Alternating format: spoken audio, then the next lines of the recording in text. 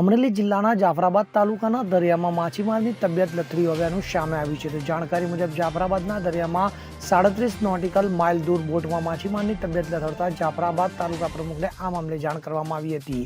જે વાત ખારવા સમાજના પ્રમુખે કોસ્ટગાર્ડને જાણ કરતા માછીમારને બચાવવા કોસ્ટગાર્ડ મધદરિયે પહોંચ્યું હતું. તો પીપાવાવ પોર્ટના ICGS નું 491 નામનું જહાજ માછીમારની વારે દોડી ગયું હતું. તો મળતી માહિતી મુજબ જાફરાબાદ તાલુકાના ધનલક્ષ્મી બોટના માછીમારની તબિયત બગડતા કોસ્ટગાર્ડ દ્વારા રેસ્ક્યુ ઓપરેશન કરવામાં આવ્યું હતું અને માછીમારને પીપાવાવ પોર્ટ કિનારે લાવી વધુ સારવાર અર્થે રાજુલા તાલુકા હોસ્પિટલ ખાતે ખસેડાયો હતો. ત્યારે કારવા સમાજના પ્રમુખ કનૈયાલાલ સોલંકીએ આ મદદ માટે કોસ્ટગાર્ડનો આભાર વ્યક્ત કર્યો હતો.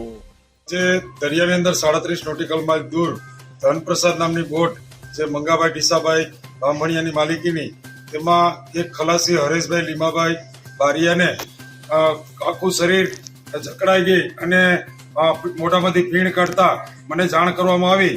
એટલે મેં ICGS પીપાવાવને જાણ કરી અને તાત્કાલિક ICGS C419 નામનું જહાજ દરિયાની અંદર જાય અને આ યુવાનને રેસ્ક્યુ કરી ત્યાર પછી પીપાવાવ બંદરે લાવી અને એને પ્રાથમિક સારવાર આપ્યા બાદ એને હોસ્પિટલે મોકલી આપ્યો. આજે અત્યારે એની તબિયત સારી છે. આવી રીતના અવારનવાર માછીમારોની જાન બચાવે છે. તો હું કારવા સમાજના પ્રમુખ તરીકે તેમનો ખૂબ ખૂબ કોસ્ટગાર્ડનો આભાર માનું છું કે આવી રીતના કામ કરતા રહે અને માછીમારોને એની જાન બચાવતા રહે.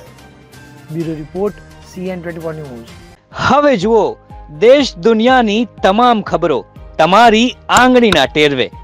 ઉઠાવો મોબાઈલ અને Google Play Store પરથી ડાઉનલોડ કરો અમારી CN24 ન્યૂઝ મોબાઈલ એપ.